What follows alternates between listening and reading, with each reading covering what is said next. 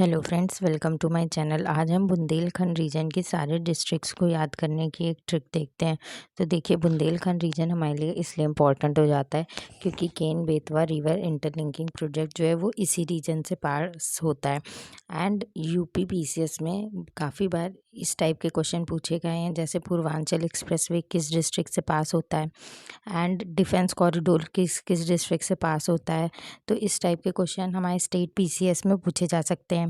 इसी तरीके से यूपीएससी ने भी एक क्वेश्चन विदर्भ रीजन को लेकर के पूछा गया है। तो इस वजह से बुंदेलखंड रीजन हमारे लिए इम्पॉर्टेंट हो जाता है।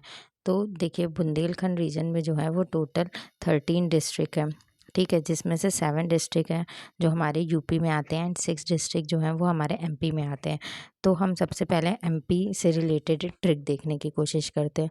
तो एमपी के कौन कौन से डिस्ट्रिक्ट हैं जो कि बुंदेलखंड रीजन का पार्ट है, जिसमें आता है दातिया, टीकमगढ़, छतरपुर, पन्ना, दमोह एंड सागर। ठीक है, तो ये सारे डिस्ट्रिक्ट हैं।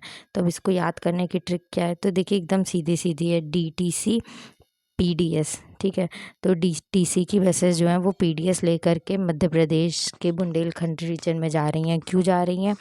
क्योंकि वहाँ बुंदेलखंड रीजन हमें पता है बहुत ड्रॉट प्रोन है, वहाँ पर चीज़ें आसानी से उगती नहीं हैं।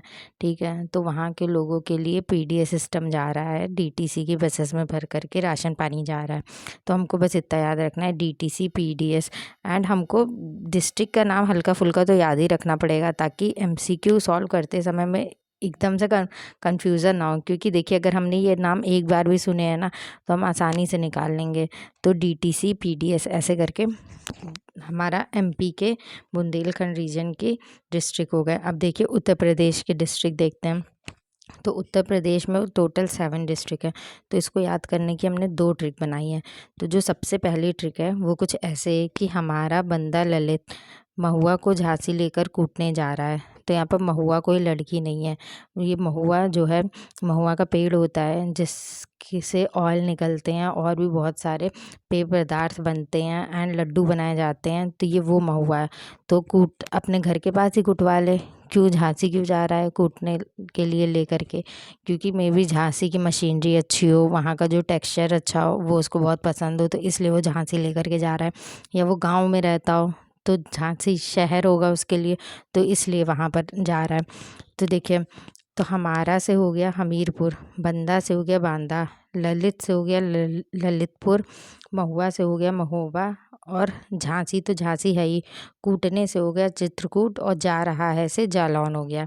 ठीक है, इसी से ही रिलेटेड एक और ट्रिक है। तो आपको दोनों में से जो भी ट्रिक अच्छी लगती है आप वो उसको यूज़ कर लीजिए। अगर आप ट्रिक के बिना याद कर सकते हैं और आपको लगता है आप लॉन्ग लास्टिंग याद कर सकते हैं, तो अच्छी बात है, ट्रिक की फिर ज़रूरत ही नहीं है। पर जहाँ पर चीज़ें डिफ़िकल्ट हो जाती हैं ना, वहाँ पर ट्रिक की ज़रूरत पड़ती है या फैक्चुअल हो जाती है। तो देखिए, हम मनु और ललित जा रहे हैं बांदा चित्र लेने। ठीक है, तो हम मनु और ललित जा रहे हैं बांदा चित्र लेने। तो हम से हो गया हमीरपुर, मनु से हो गया महोबा, ललित से हो गया ललितपुर, जा से 2 चीज़ें झांसी और जालौन, बांदा तो बांदा है ही, बांदा साफ साफ लिखा है, और चित्र से हो गया चित्रकूट। तो बताइएगा आपको इन 3 में से कौन सी ट्रिक अच्छी लगी। अगर आपको लग रहा है कि मेरा चैनल थोड़ा सा भी हेल्पफुल है तो उसको लाइक शेयर एंड सब्सक्राइब करिएगा। Thank you.